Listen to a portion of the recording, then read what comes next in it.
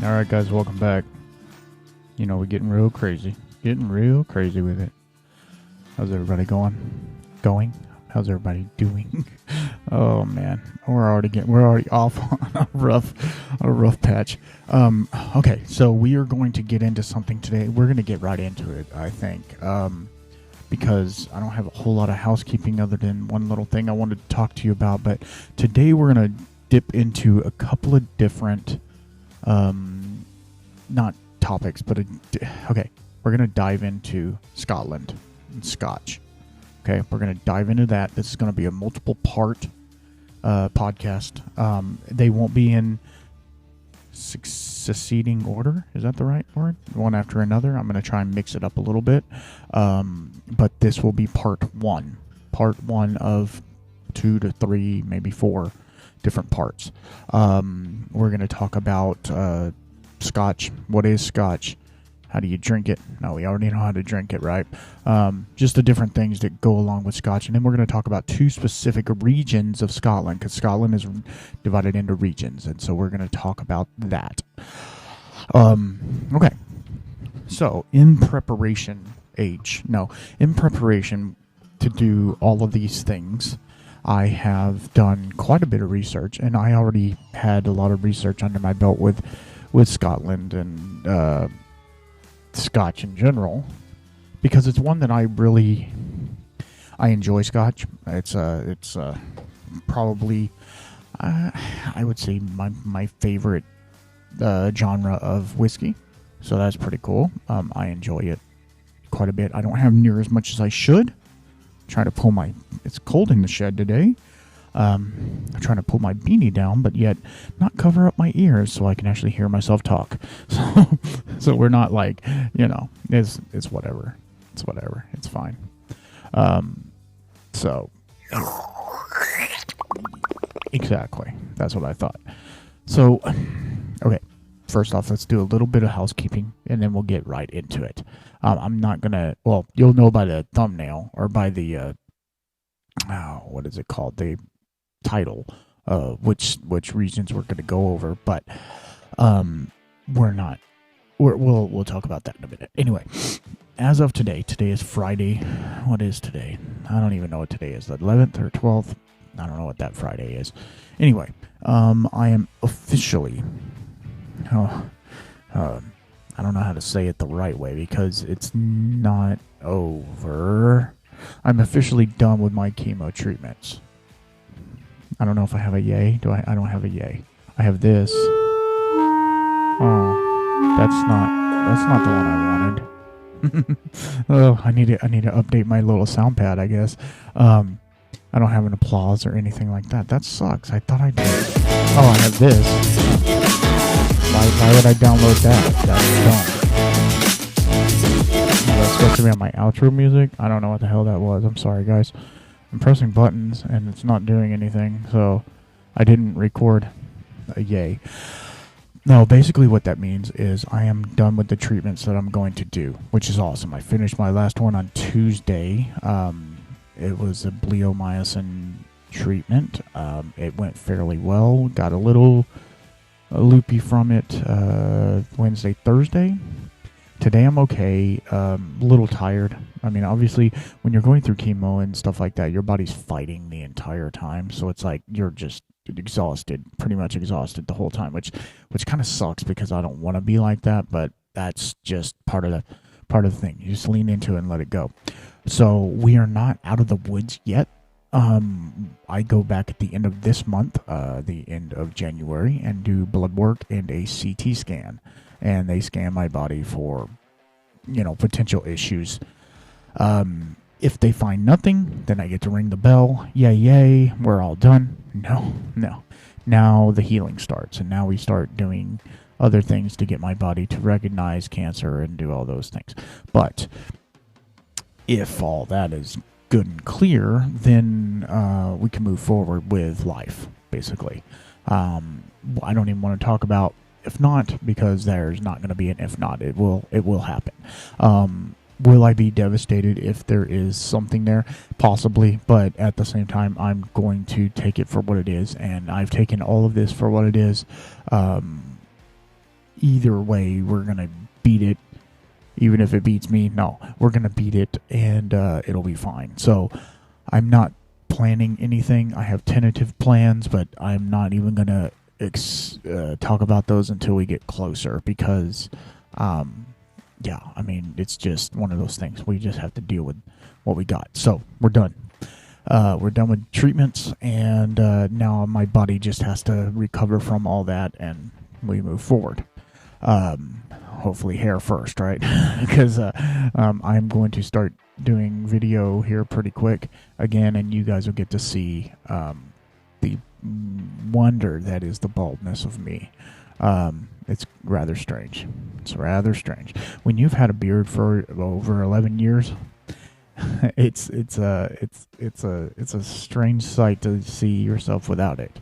I have like 3 random long hairs, not long hairs, but 3 random hairs on my chin, and that's about it. That's about it. A couple in my mustache, which I don't know. I may totally shave before everything comes back. That way it doesn't get all patchy or weird. I don't know. I don't know what to do.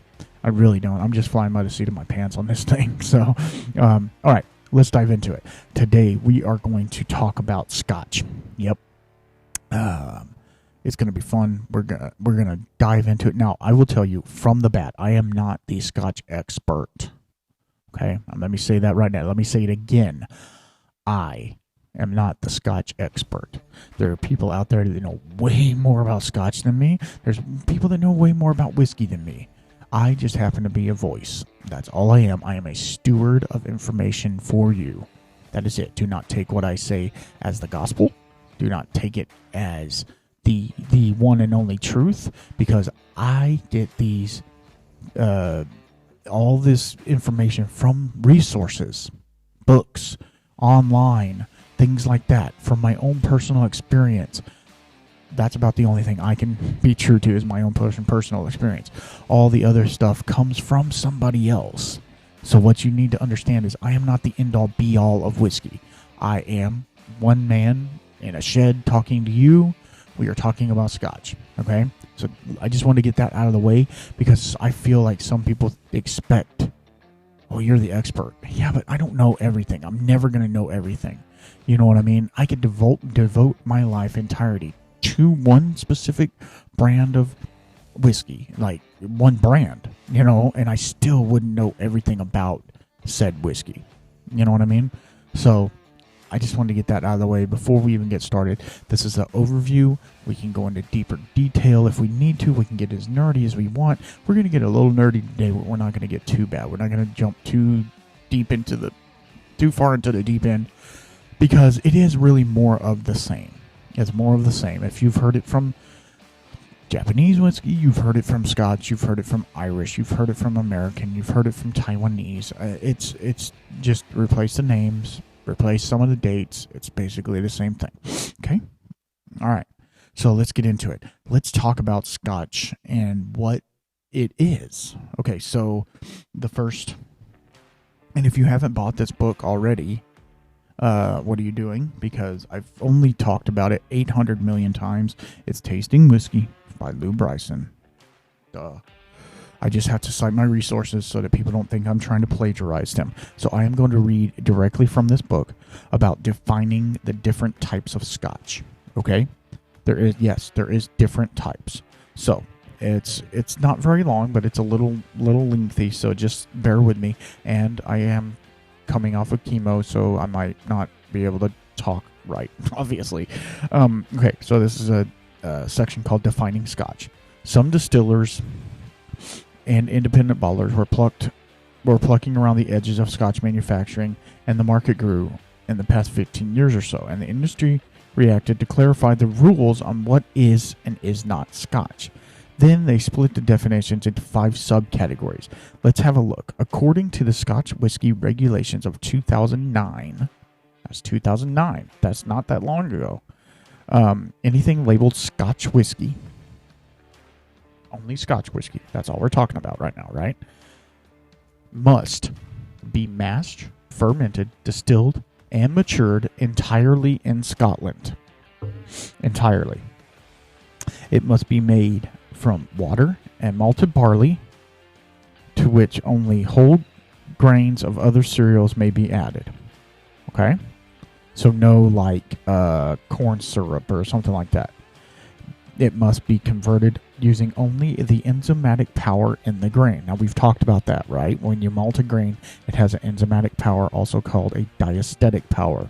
And it uses that to convert the starches into sugars. That's all you can use. You cannot use glucoamylase or beta amylase to convert it. It has to be done by grain. Which is not the case in American whiskey. You can use adjuncts. It must be fermented by the addition of yeast only. So you can't put a lactobacillus on top of it, which a lacto is a bacteria. You can't use a rum dunder, right? Rum dunder or something like that. Okay, so it's only yeast. It must be distilled to no more than 94.8% alcohol by volume. Can't go to 95. Must be matured in oak cask, no larger than 700 liters, in an excise warehouse or permitted place. So a warehouse or a place that has a permit to hold barrels for no less than 3 years.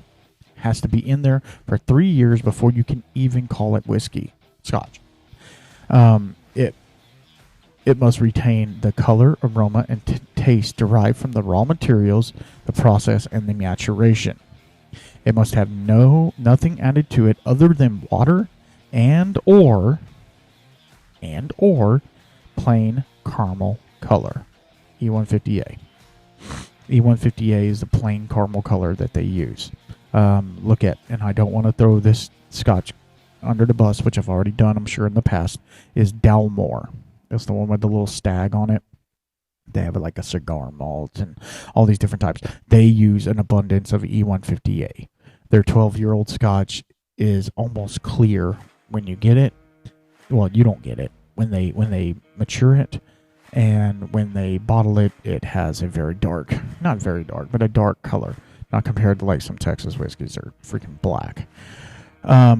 Okay, it may have the lowest you can go in the bottle is 40% alcohol by volume. Okay, we kind of already knew it. So a lot of these are similar to the ones that are around American whiskey and Irish and stuff like that. So it's pretty straightforward. Okay, now we're going to get into, there are 5 types of Scotch whiskey by regulation. 2 of these are singles. Now, this could get a little out there if you, oh gosh, all my paperwork's falling out. You don't think I do research? I mean, I got papers everywhere. Okay, so there are 2 singles. Ready? Okay. Single malt Scotch whiskey. Okay, that's the very first one. Is a distilled from 1 or more batches from a single distillery, but only malted barley and in a pot still. Those 3 things. Okay? Those 3 things. 1 distillery, 1 grain, well, malt, right? That's what makes it single malt, right? You don't want to use single corn, right? I guess you could, but that's not what we're talking about. And in a pot still. Not in a column still, in a pot still. Okay? Remember that. Now, single malts they're going to give you a darker, richer flavor. They're going to be, the age statement on them is going to be very, in comparison to single grain, will be lower. Anywhere from 10 to 12 years old is the baseline for most Scotches. 18, it can go up from there. But a lot of single grains, they will let mature for 20 plus years before they release it. That's just the thing. Okay, so now we move to single grain whiskey. Single grain Scotch whiskey is a Scotch whiskey that has been distilled 1 or batches from a single. So what it means by batches, it's like not just one time filling the pot, right? Like let's say you have a big mash tun, right, and it holds 1,000 liters. That's not single. That's not denoting single. You could have 5 mash tuns and you're mixing them together. Does that make sense? Like, so you're not specifically doing one distillation time. You're distilling one spirit. Does that make sense? You're not like distilling that and then you're mixing a bunch of grains together and trying to distill that. You're distilling the same product and blending them together. You know, that makes sense, I hope. Anyway, okay, so single grain Scotch whiskey is a Scotch whiskey that has been distilled by one or more batches of a single distillery from at least in part cereal grains like wheat or corn. Now, I will tell you that single grain whiskey is distilled higher. It's distilled more at the 94, 95, and what we would typically in America call light whiskey. If you've ever seen a bottle that says light whiskey, it doesn't mean that it's light, right? It's not like Bud Light, no, it is distilled to vodka, almost to vodka. So I don't know if they go up to 95, they might go to 94.8, blah, blah, blah. It doesn't matter. But they use other grains like wheat or corn. Okay? Now, it can be both. Okay? So you can use malt in it. You can have malt in it. But wheat, corn, they don't use rye a whole lot because it does have such a pronounced flavor. Wheat, corn, barley, but they mainly use their barley in the single malts, obviously. Okay, so there are 3 types of blended scotches. Okay? Blended malt Scotch whiskey. Okay? Let's get into that one. So a blended malt is like Monkey Shoulder. Monkey Shoulder is a blended malt. There's another one called Sheep Dip. Yeah, that one to me was not the greatest whiskey. I'm not gonna lie. Okay, so blended malt whiskey is a blend of 2 or more single malt scotches that have been distilled in different distilleries. These were formerly called vatted Scotch whiskies, which are arguably either less or more confusing than to the consumer, depending upon who you ask. There weren't a lot of them, but there were some emerging later, such as William Grant's Monkey Shoulder, and several from Compass Box, including Sacred Flaming Heart and Peat Monster. Okay, so blended malt is just that. It's two distilleries. So like, let's say I'm gonna just throw 2 out there. Glenfiddich and Glenmorangie got 2 of their malts and blended them together. A blending, right? They're both still single malts, right? They're both just barley and a pot still, blah, blah, blah. But then they blended them together. That is a blended malt. And you could do this at home. You could do blending 2 malts together and you made a blended malt. It's really cool. Try it sometime. Don't worry. We're getting her on. Soon, I hope. Okay, so then there is blended Scotch whiskey. Now, this is where it gets a little bit confusing. Okay. Blended Scotch whiskey is a blend of 1 or more single malt scotches with 1 or more single grain scotches. This is a familiar large category of blends. A lot of the blends are like this. So basically you would take, I'm trying to think, Johnny Walker. Johnny Walker is not all of them. I'm looking at the one that I have right in front of me. I don't have a whole lot of Johnny Walker, but the one I have right in front of me is back in the day when they did Game of Thrones, when it was really big. I have the White Walker edition. And it was a super cool bottle. You put it in the freezer and it says something, it's coming or something like that. I don't even remember what it said. It was not a great whiskey, but it was okay. It was really good. Like, you could do it in a cocktail, put it on an ice ball. You don't have to think about it. It's no big deal. It's 40% ABV, but that's a blended Scotch. So it's a grain whiskey mixed with a malt whiskey, or multiple grain whiskeys and multiple malt whiskeys. It just depends upon what what you're going for there. Okay, so that's that one. That's blended Scotch. Okay, you'll see that a lot with Johnny Walker's Famous Grouse, I think, does it. You'll see them at like a lot of the bottom shelf scotches, like the Grants and the all those. They are blended scotches, or they are blended grain Scotch whiskey, which, think about what that is a blend of 2 or more single grain Scotch whiskeys that have been distilled at different distilleries. These are not very common. The only one that comes to mind is Compass Box Hedonism. Now, let me tell you about Compass Box Hedonism. I've been able to have a sample of it. I've been wanting to get a bottle of it, but it's pretty expensive for what it is. So I was like, I don't know if I want to do that. Like $100 or more for a blended grain whiskey. You know what I mean? I'm like, I know, I'm being snobby. I'm sorry. But to me, the flavors just aren't there. I've had Hedonism, like I said, a couple of times, and it's pretty good. If I get going a little more with this podcast and stuff, we might, have a buy-in on it or something like that. We'll talk about that later. But yeah, I mean, blended grain whiskey is really not common at all. But you can find it. You'll find grain whiskey a lot. You'll find single malt, obviously, and then you'll find blended malt and blended Scotch a lot. So those are the 5. And really, it's not that big of a deal. The one I look for, which this is personal preference, again, this is not the end-all, be-all. I look for the single malt. Single malt.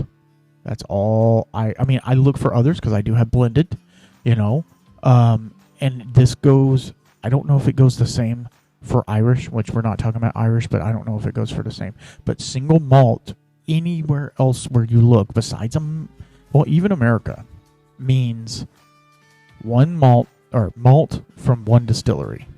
Only malt. So Suntory's Yamazaki is a single malt Japanese whiskey. Connemara is a peated single malt Irish whiskey. You know what I mean? So like, it will denote on there, it has to, by law, denote on there that it is a single malt or a blended malt or I found one the other day and I almost bought it. It was a Suntory called World of Malt World, something like that, and it was a blended malt. I almost got it, but it was almost $100 for that bottle, and I never had it before, and I got scared. I'm not gonna lie, and I'm not spending $100 on a bottle for a maybe. Blended malts are good. Don't get me wrong, they're good, but I don't know if I would rather spend $20 more and get the Yamazaki. You know what I mean? To where at least I know what I got. Hibiki.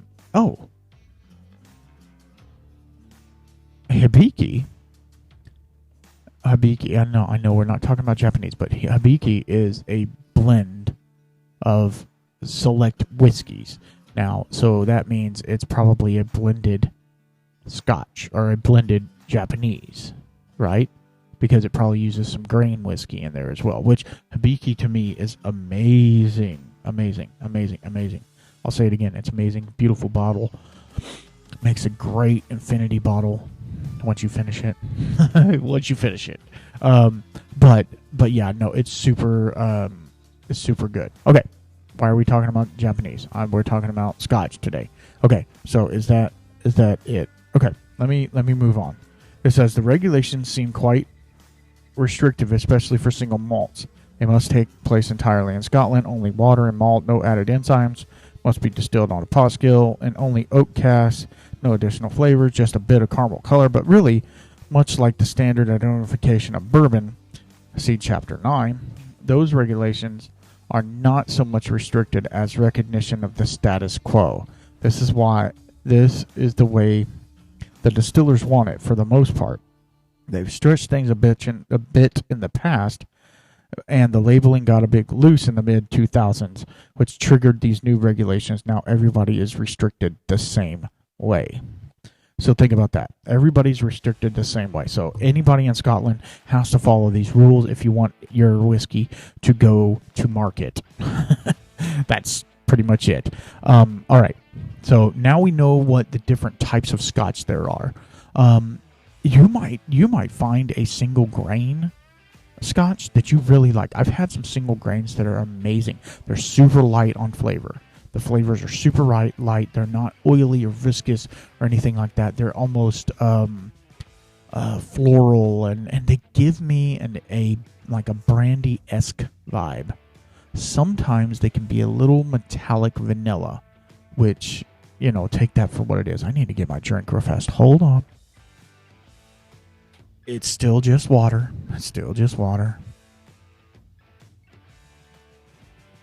All right. Let's move on. Let's go to the Lowlands. The Lowlands of Scotland. The Lowlands are actually connected to England, okay? They're actually connected. Well, Scotland's connected to England, but you know what I mean. It is the part touching England. So this is coming straight off of the very credible source of Wikipedia. Yeah. Wikipedia. Yeah. It's not biased at all. All right. Lowlands are okay. So lowland whiskeys are whiskeys distilled in Scotland's lowlands, the region home of such distilleries as Annandale, Auchentoshan, Clydebank, Baldock, Daftmill, Girvan, Glenkinchie. Several new distilleries have begun to produce new make spirits in the recent years, including Kingsbarn, I can't say any of these words right, I'm sorry. Inchdarin and Lindores Abbey. I'm saying it like with a Spanish accent. It's not Spanish, I'm sorry. I'm sorry. Okay. As a region, here we go. As a region, the Lowlands have been more strongly associated with grain whiskey and blended whiskeys than malt whiskeys. Blended whiskeys often use a high proportion of lowland malts as they are less intense of a flavor and do not dominate the other constituents in the whiskey.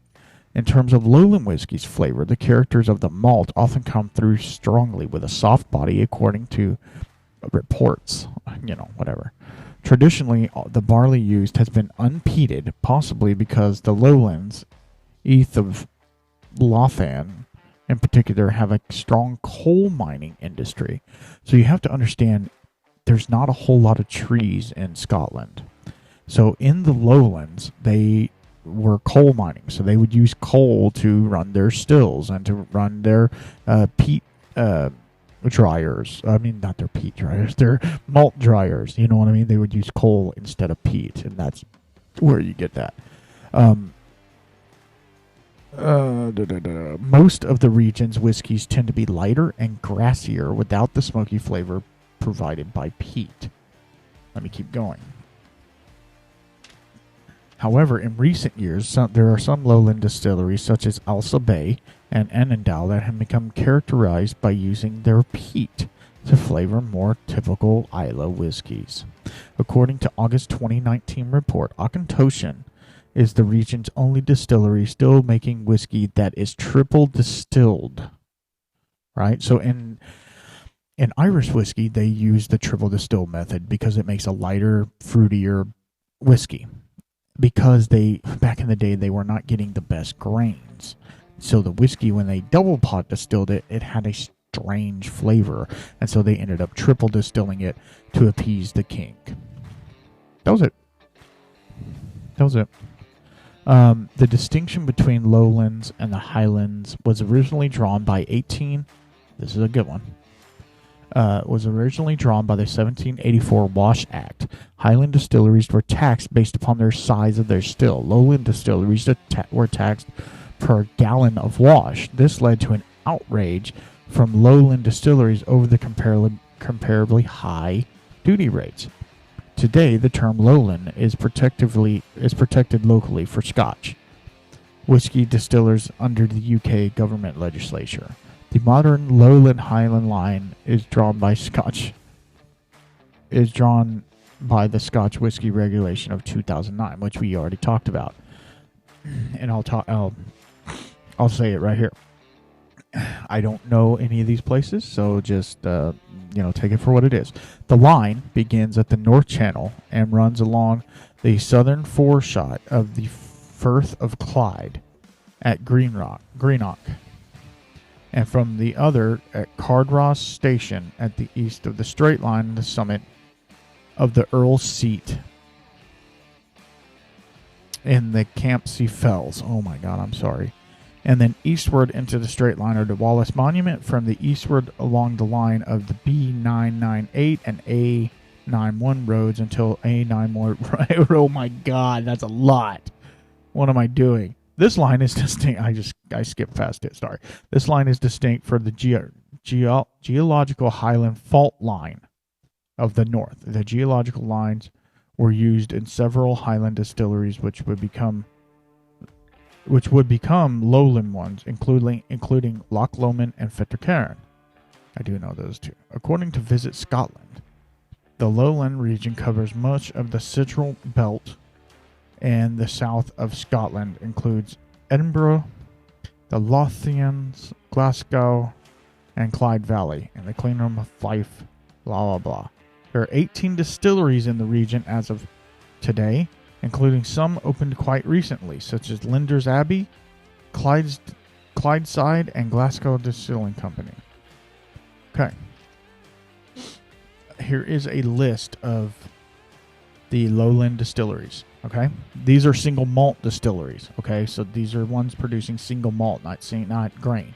Okay, it's Elsa Bay, Annandale, Auchentoshan, which is probably going to be there's going to be one other one. Auchentoshan and Glenkinnicky are going to be the two that you'll be able to find in store.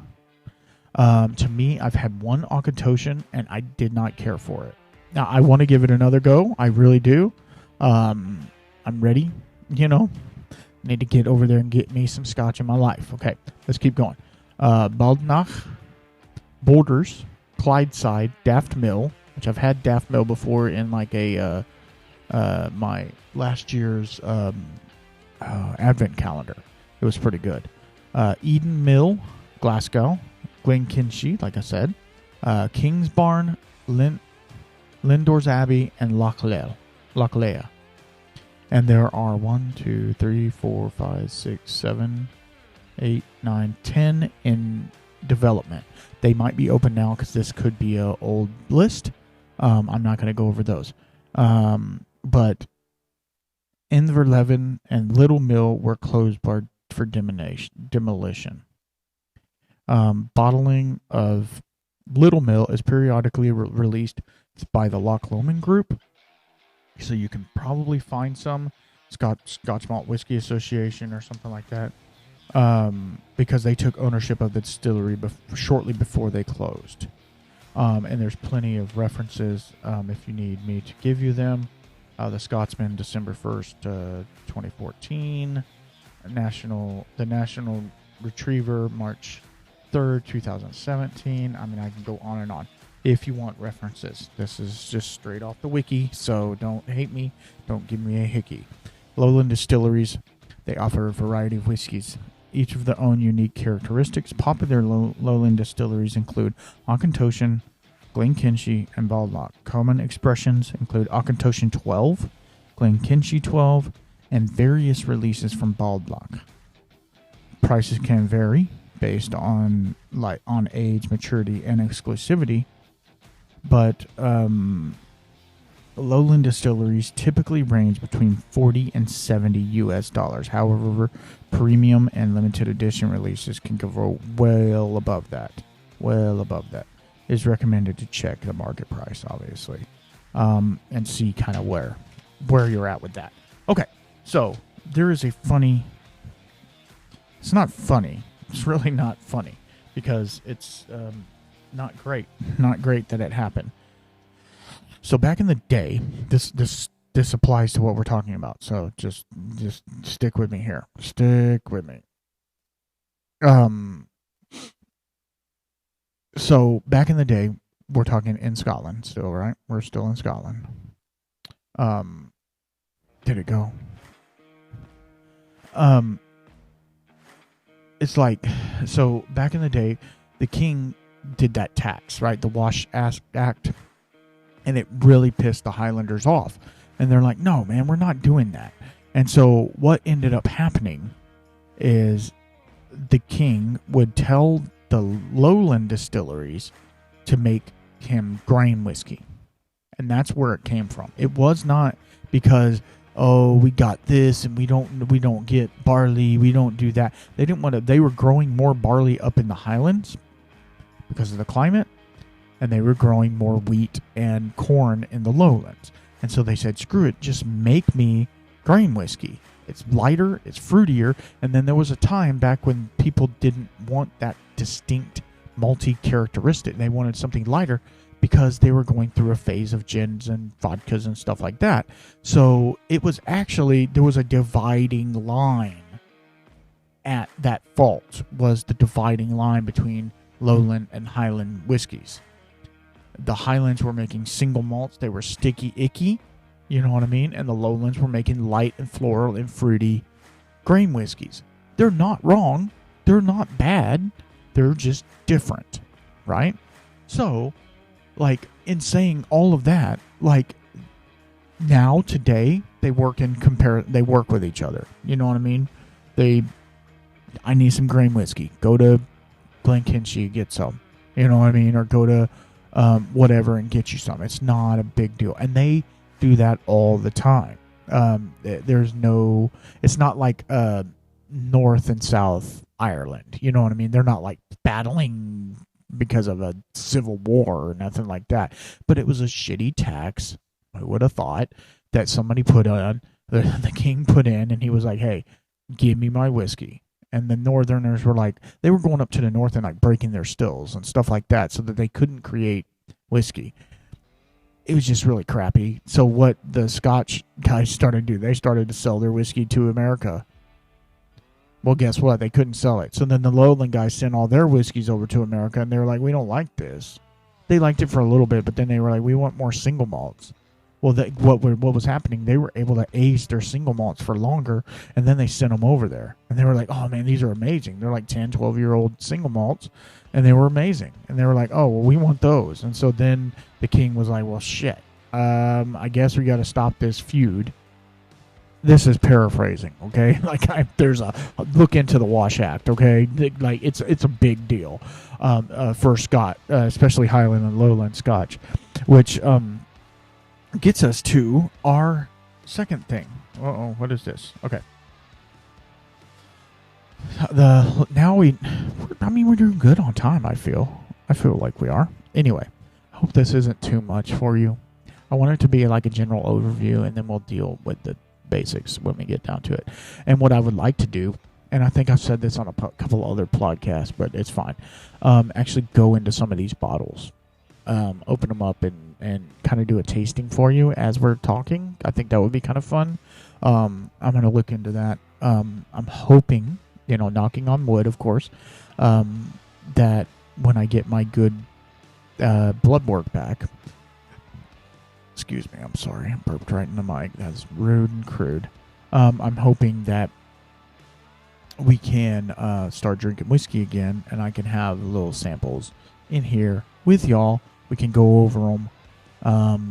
I will try to do, I think I said this already with the other stuff, and I'm going to try and do it. I would try to let you know the week beforehand, like, hey, I'm going to be drinking Auchentoshan 12 next week. If you want to pick up a bottle, now's the time. Something like, I'm not drinking that whiskey next week. I'm just letting you know. Not for a couple weeks still. Okay, the Highland region. Let's get into the Highlands. The Highland region of Scotland. This is not Speyside. Okay? Not Speyside. The Highlands and Speyside are joined together, and there is a nondescript line between them, but we will talk Speyside next time. Well, maybe. The Highland region of Scotland is vast and diverse, encompassing a wide range of landscape and whiskey styles. The Highland distilleries have a rich history dating back centuries. They are known for producing a variety of whiskeys, from peated and robust to sweet and floral. here are some notable Highland whiskeys that you can, go for. Glenmorangie. I don't know how. That's how I say it. I heard somebody the other day say Glenmorangie, but I don't think that's it. Anyway, it doesn't matter. It was founded in 1843. Glenmorangie is known for emphasizing using a tall still and wood management. Their offering is the Glenmorangie 10, which is their baseline, and the Glenmorangie Quinta Reuben, which is their port finished, which is amazing. It's really good. I love a good finished. See, when it comes to bourbon, I like a finished bourbon, don't get me wrong. But when it comes to Scotch, finish it. It tastes good. It tastes I'm not going to say better, because a bourbon finished Scotch is really good. But you put it in a port or a sherry barrel for a couple of years, oh my God, it's amazing. All right, the next one, Oban. Some people call it Oban. I don't know, whatever. Oban, established in 1794. Right? Think about that. 1794. That's a long time ago. In the coast town of Oban. It has a maritime influence on its whiskey. So it means it's a little briny, salty, possibly. Their offerings are Oban 14-year-old and Oban Little Bay. I've had the Little Bay. I've had a taste of the 14. Both excellent. A little bit briny. Not so much smoky like peaty or anything like that. They are a little briny, though. Dalmore. This is the one I hated on earlier.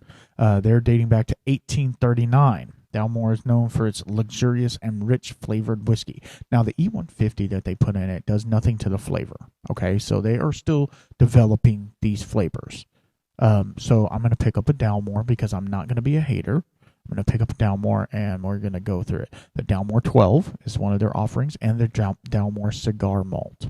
Okay, which cigar malt means a blended, not a blended malt, but it's a blend that they had it in a bourbon barrel, then they put it in like a French Armagnac cask or a cognac cask, and then they put it in like a port barrel or something like that. That's what they call a cigar blend. Nancy Fraley is known for doing an amazing cigar blend. If you can find anything that she's done that's American whiskey wise that she has touched that's a cigar blend, like Joseph Magnus, she kind of invented the cigar blend in America. I don't know if she holds that title. I don't know if she cares about that title, but that's her. And if you don't know Nancy Fraley, you need to look her up too. Maybe we'll have her on. I don't know. She's a pretty big deal. But one day we'll be a big deal too, right? Okay, Glengoyne. Yeah, that one's a hard one to say. Glengoyne. Glengoyne. That's what I call it. Shut up. Founded in 1833. They are known for unhurried distillation process and sherry cask maturation. That's why I like them. Glengoyne 10 and Glengoyne 21. The 21's obviously going to be more expensive. They say $10 per year. So if you have a 10-year, it's $100. It's probably not at $100. It's probably $60. Okay, Ball Blair. Ball Blair is one of the oldest distilleries with roots tracking back to 1790. That's a long time ago. The Ball Blair 12 and vintage release. All right, Ben Nevis. Ben Nevis was established in 1825 at the base of the British High Peak. Ben Nevis has a rugged character. I have never had Ben Nevis. I'd like to try it. And see, that's what this does. This like invigorates me to upgrade my list. You know what I mean? I have a list of whiskeys that I have in my possession. And then I'm going to start, which I haven't done yet, and this is a good job for me to do, is have a list of whiskeys that I want. Because I go to the liquor store like you do, and the next time I go to the liquor store, I'm going to record it. Okay? I'm telling you guys this right now. I'm going to record it, and we are going to go through there, and you and I are going to, maybe not you and I, because you might not follow me, but you and I are going to go through there and see what I see and pick what my recommendations, if you're new to Scotch, this is what you need. You know, I'll do something like that. Make it like a 10-minute video or something like that. Anyway, but I want to have a list of whiskeys that I want to get.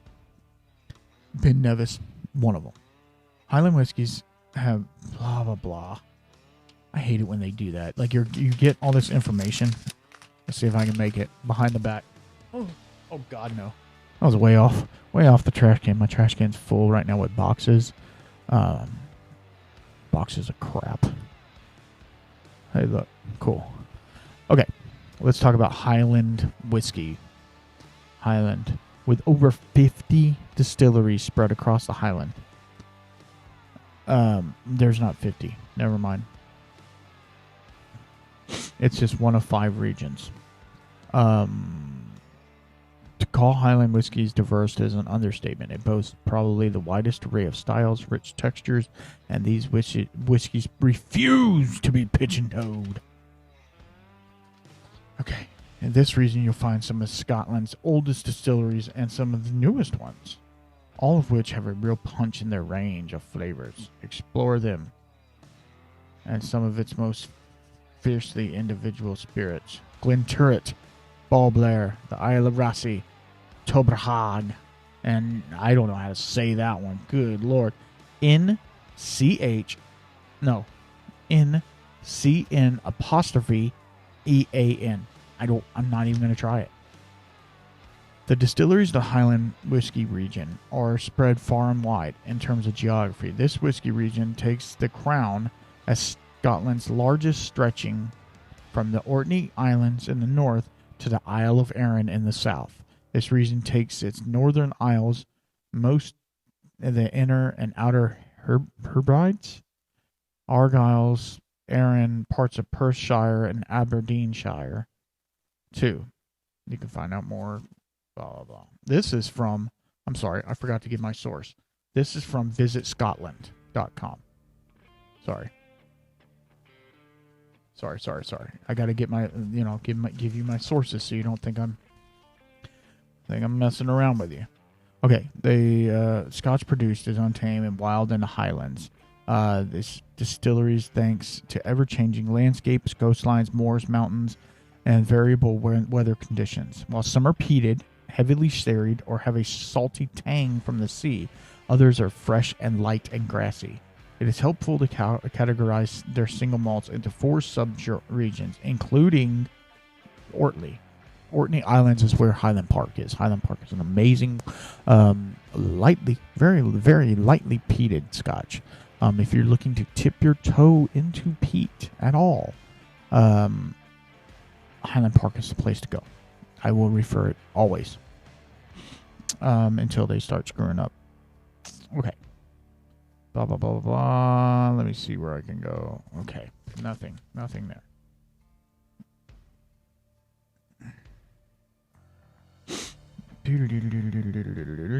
I'm sorry, I'm reading through this and I'm like, oh crap. I didn't need all this information, did I? This is not even information. You know what I mean? This is bullshit. I'm sorry. Okay, so let's talk about Highlands. They were really into making single malts, right? They were really into it. It is a huge area. I know you guys have heard of Aberfeldy, right? It's a really cool looking bottle. And I'm going to give you a list of some of them, and I don't want this to be an ongoing list. Oh my God, this is so boring, whatever. No, it's not going to be like that. Aberfeldy, its location is in Aberfeldy. Who would have thought, right? This is a list of the whiskey distilleries in Scotland. This is all of them. I got this from the beautiful wiki again, but this tells you their owner as well, which is going to be interesting for you guys to hear because a lot of these are owned by the same company. Yep. And we've talked about this before. Aberfeldy is a Highland, but we're going to talk about the Highland ones right now, okay? It was founded in 1896, and its owner is Bacardi. Yep. Ardmore. Have you heard of Ardmore? They're in Kennethmount.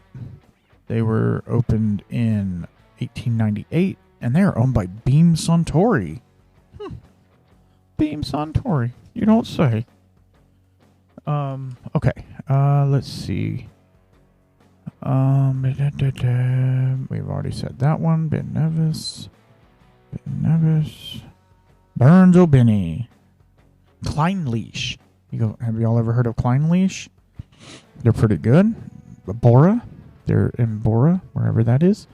They were opened in 1967, so they're I say fairly new, and they're owned by Diageo. Yeah.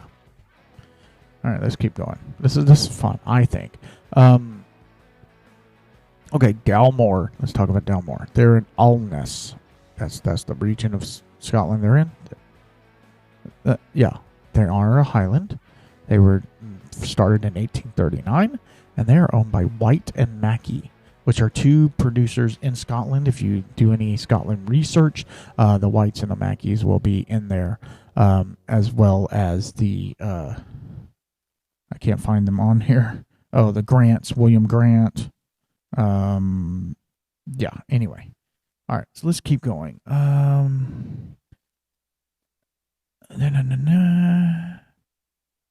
Golly. Glendronach. I know you've heard of Glendronach. They're a heavily sherried whiskey. They're in Aberdeenshire. Yeah, they were made in 1826, and they are owned by Brown Forman. Yeah, the same people who own Old Forester. Yeah, it's crazy. They own a bunch more. Oh, they just bought Early Times, didn't they? Nope. Yeah, they did. Okay, let's keep going. Glenlothes. Glengoyne, obviously. There's a lot. I mean, there's 100 and something distilleries. We're not going over all of them. Don't worry. Oh, crap. I just go to this page. Never mind. I'm sorry. Oh, I already did, dummy. Didn't I? Yes. Oh, my God. I'm so stupid. I don't know how to flip pages, I guess. Sorry. I'm an idiot. I'm not an idiot. I'm just Glenmorangie. It's in Tain in the Highlands. It was opened in 1843. It's owned by Louis Vuitton, Moet, and Hennessy. I'm dead serious, bro. That's crazy. That's clear. There's a bunch of them. Don't worry. Let's keep going. Just keep swimming. Okay. Highland. Lone Wolf. You ever heard of Lone Wolf? I haven't. They're owned by Brewdog. I don't know what the hell that is, but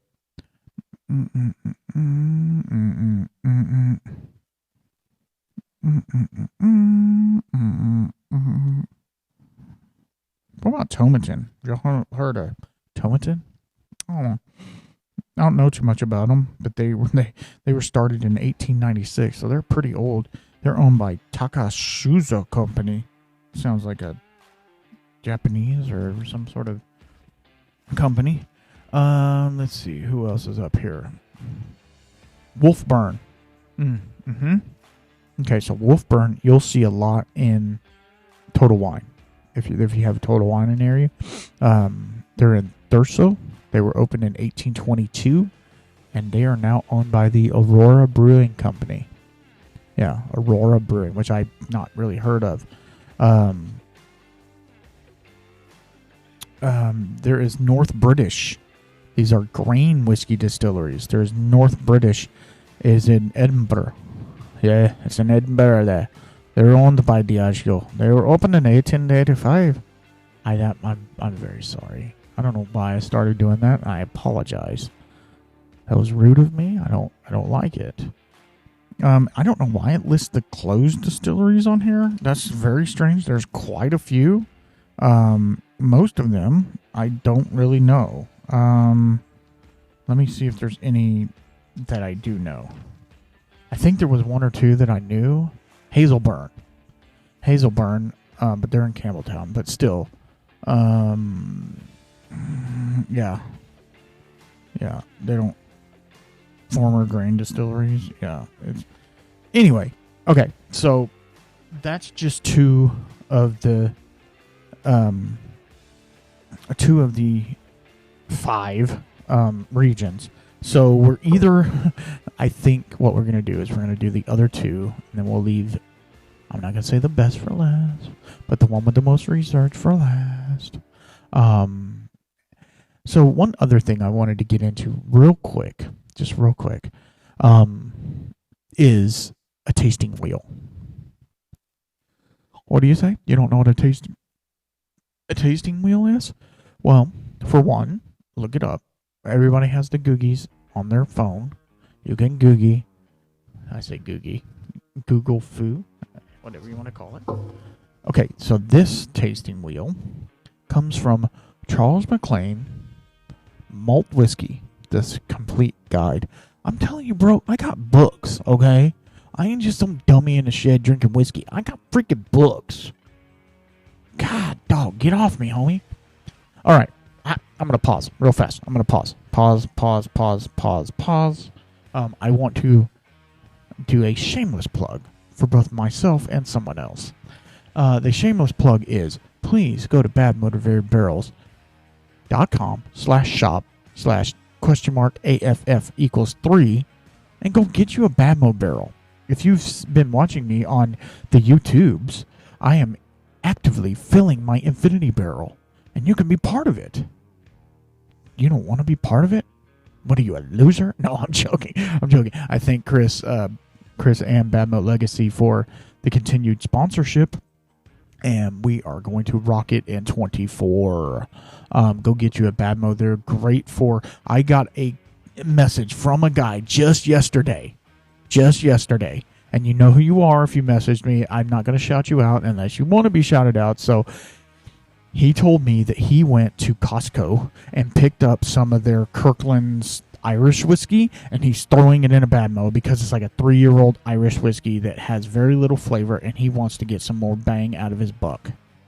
And I'm like, yes, sir. You can buy them by the liter, by the freaking half gallon for like $20. Go do it. There's nothing holding you back. Yes, it costs money, but what if you can make a better whiskey, a better whiskey? Now, here's the thing. We've always talked about good stuff in, good stuff out. Try the whiskey. If it kind of sucks or it needs more time, dump it in the barrel. If it's a sucky whiskey, it's going to be a sucky whiskey with more oak on it, okay? So just understand that. So take it for what it is. But in a new oak barrel in your region, Texas, being in Texas, it's going to get a lot of that oak character, and that's what I'm really wanting to get from all this. So go to Badmo, use my link in the pinned comment down below. Go get you a barrel, please. And then also, I wanted to plug, I don't know who in the audience, who out there has asked, oh my God, I can't say it, asked, A-S-K. Anyway, has talked to me about getting a new challenge coin. I have my new Whiskey Shaman challenge coins. They are available. Now, here's the thing. I don't have a store yet. I'm working. That's 24 goals, right? We have to have goals in 24. If you want a coin, hit me up. Shoot me a DM on Instagram, _Whiskey Shaman, or in YouTube, _Whiskey Shaman. Hit me up and let me know, hey, I want a coin. And then we'll do all the things. I'll ship them to you. We'll make it work. If you do have a coin, let me know what you think of them. Send a comment, review. Do all those things. So I say all that. I just had to get that out of the way. Thank you, Badmo, for the sponsorship. All right, let's get back to what we were talking about. We were talking about a whiskey wheel. Now, why would we talk about this during Scotch? Well, a lot of times people, they tell me, they're like, because I do whiskey reviews, right? And I do deep dives on bottles, right? Normally on Sunday night on my socials, not so much on YouTube. I might start doing some on YouTube, but I might do a reel or something, or a short or whatever. I don't normally do like a video or something for it. Normally it's just a post, right? And I'll have a bottle and I'll tell you my thoughts on it and my tasting notes on it. And some people are like, how are you getting those tasting notes? Well, the best way to do it, for one, is they have tasting kits or nosing kits. Not tasting kits. Tasting kits would be you going and buying a dried apricot to taste what it tastes like, and then comparing it to a whiskey that you thought had dried apricot in it. Does that make sense? It's all sensory perception, right? And so for some of these, a whiskey wheel is a really helpful guide. I use it a lot when I'm like, I don't really know what that is. It's all perceived in your head, the taste. Does it actually taste like a geranium? Absolutely not. That's one of the tasting notes on the wheel here. So I'm just giving you an example. Does it taste like a geranium? Absolutely not. Does it taste like the smell of a geranium? Possibly. So normally, in a tasting wheel, it's going to have a number of base notes and then other notes right outside of that, and then even deeper notes. I got to lean back a little bit for this one. Even deeper notes, more intense, I guess you could say, more intense notes on the outside of that. Okay, so in this wheel, and this is just one wheel, there's many like it. All of them are different, right? The aroma, it has an aroma wheel and a taste and mouthfeel. So, okay, so on the aroma wheel, so, because aroma or smell is 70% of your taste. It's a fact. It's a fact. There is cereal, fruity, floral, peaty, fainty, sulfury, woody, and winey. Again, this is this wheel. It's not going to be every wheel like that. And then there's a bunch of other more in-depth notes, right? So let's take one of the notes. Okay, let's take, since we're in the Highlands, we're going to take fruity, okay? So we're going to take fruity, and then on just the fruity section, they have citrus or citric, right? It's kind of like a citric acid taste. Fresh fruit, cooked fruit, dried fruit, solvent. Is it like lemon pledge? Is it like that? Or fragrant. So you think it smells like like when you squeeze a lemon peel. It smells like the fragrance of that, right? So now that's getting more descriptive, isn't it? So now let's move on from there. Let's do cooked fruit. Cooked fruit. I cannot get freaking comfortable. Let's do cooked fruit. All right. So the outlier for that one is stewed apples. Yeah, stewed apples. Like you would put in maybe apple pie or something like that. Stewed rhubarb. Have you ever had rhubarb? I don't know if I've ever had rhubarb. Rum trough. This must be a Scotch thing. Anyway, marmalade, right? Raspberry jam. Banana rum. Think about that. Would you get a rum note on a whiskey? You could. You definitely could. And then the other one would be rotten fruit. So, okay, like a banana, and I'm gonna pick on banana for a second. A banana where like it's black and it's gone. It has a different smell than a ripe banana. Even maybe a little green. You get a green banana.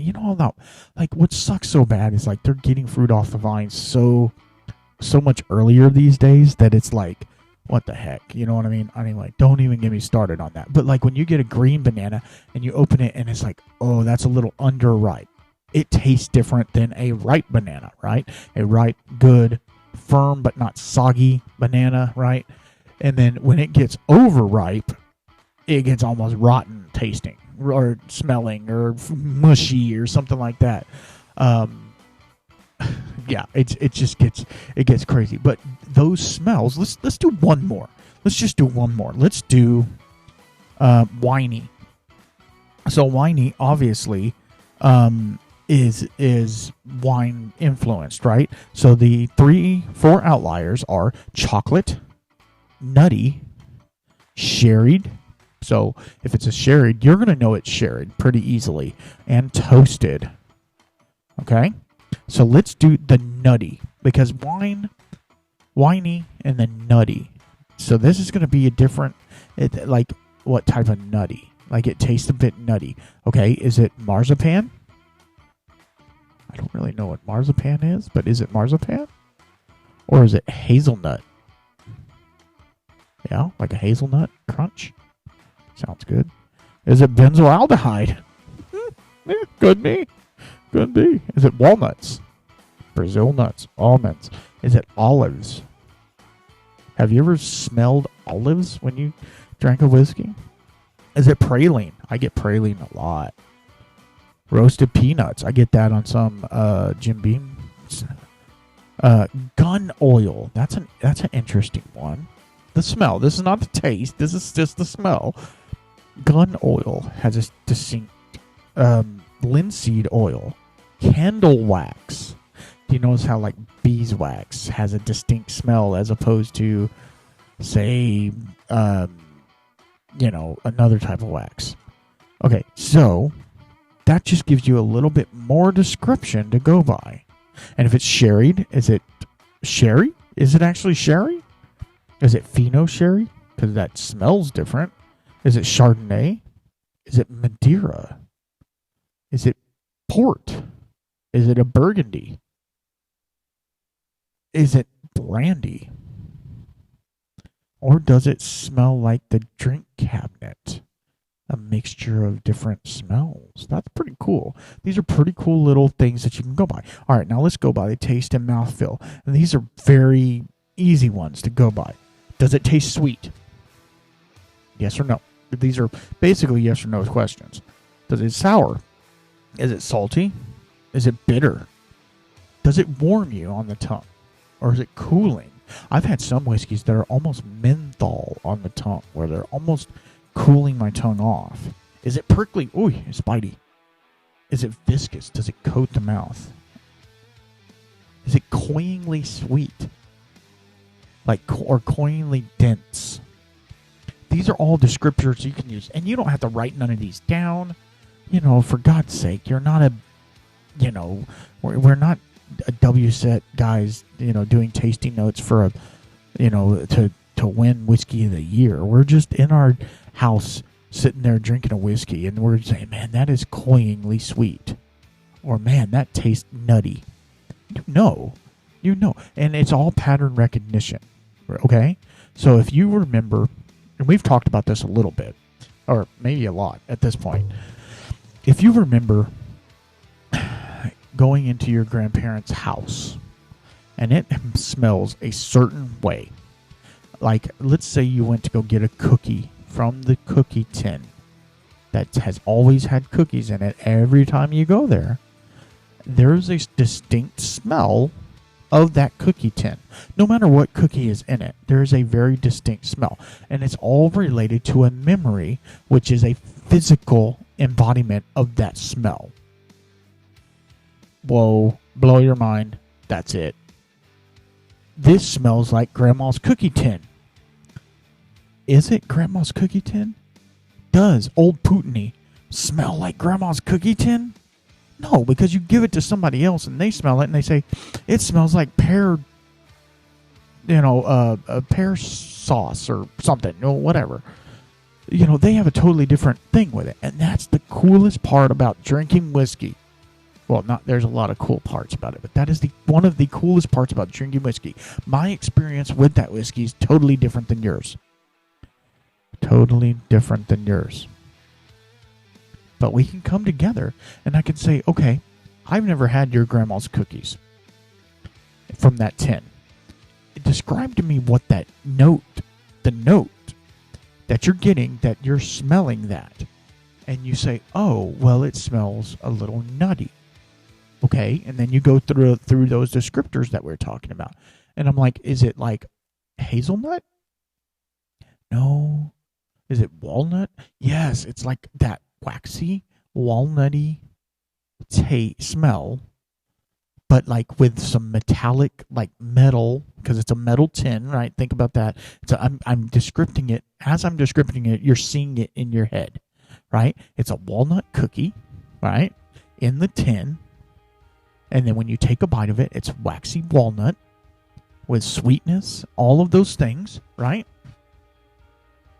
That's what it is. And then you see it and I see it. And I'm like, oh, well, I don't get your grandma's cookie tin, but I do get the walnut cookie. And then I can associate that with my tasting. So let's say I don't have a grandma. I mean, everybody has a grandma, right? But, a grandma who's alive. So it reminds me of Christmas when we would make cookies and we would put chopped walnuts on top of our cookies, and then I would always sneak one when I was very young. I would always sneak one Christmas Eve. Always. Right? That never happened. That is a false statement. But I'm just saying, that's what that reminds me. So then, therefore, every time I go back to that one particular whiskey that you're loving, and because it reminds you of a memory, I go back to it, and I'm like, oh, it gives me a memory as well. And then, therefore, we can enjoy the whiskey differently at the same time. But both enjoy it in a different way. But have the same visceral reaction to this whiskey. Does the whiskey taste or smell like grandma's cookies in that tin?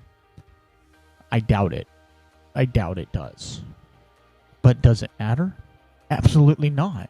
Taste is so subjective that you can make things taste better or different or worse depending upon your mood, setting, attitude, longitude. How come when you go to the beach, food tastes so much better? A dang bologna sandwich on white bread tastes amazing when you're at the beach. Why is that? It's all set and setting. And that's what whiskey is. Whiskey is all about set and setting.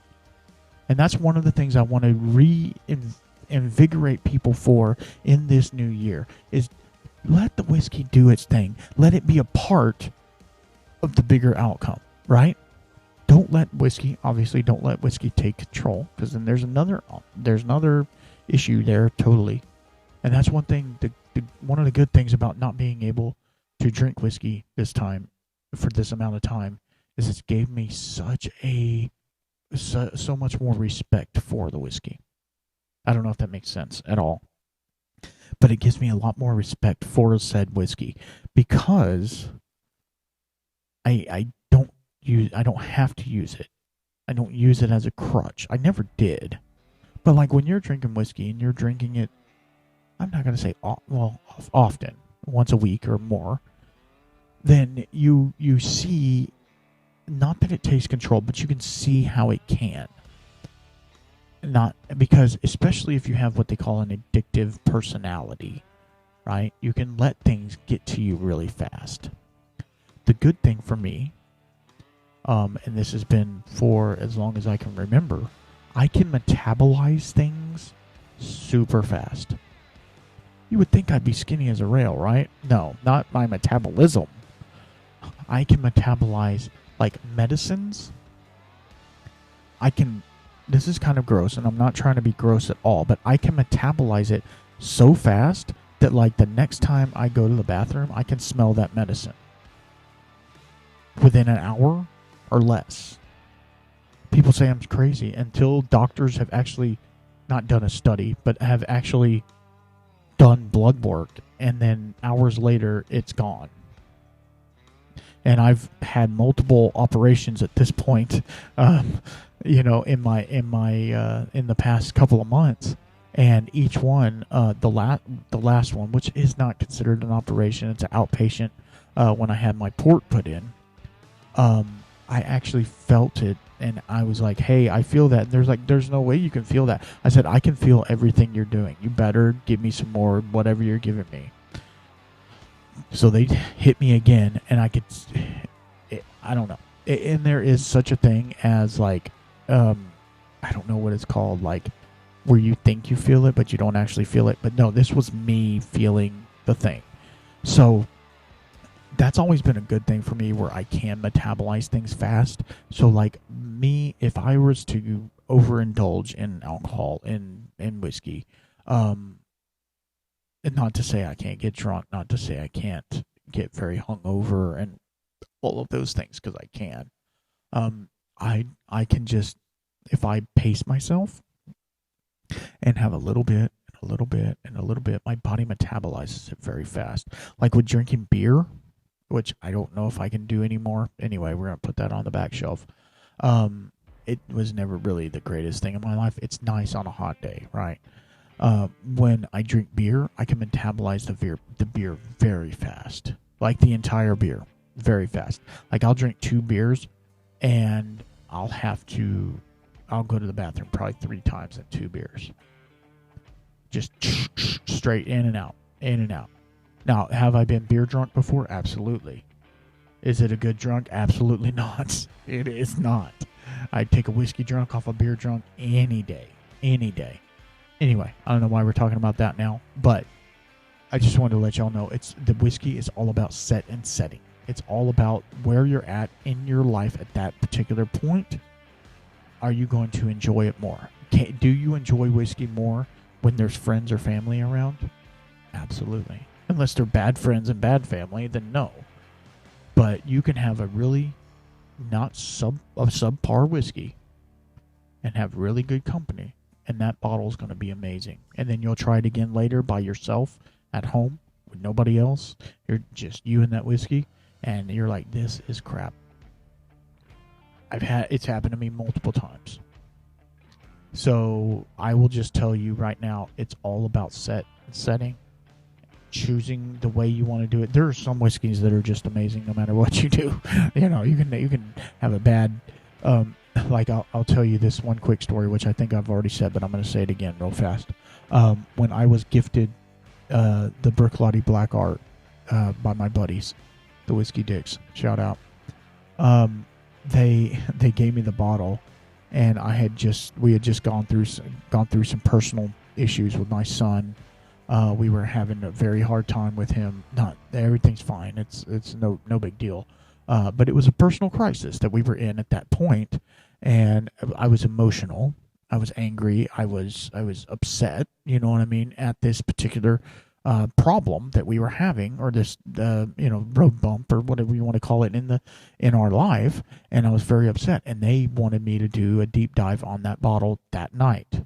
And I was adamant. I said, guys, I'm not in the right mind space to do that. I'm sorry, I can't. And so they begged me. And so I did. And guess what? It tasted good. Don't get me wrong. It tasted good.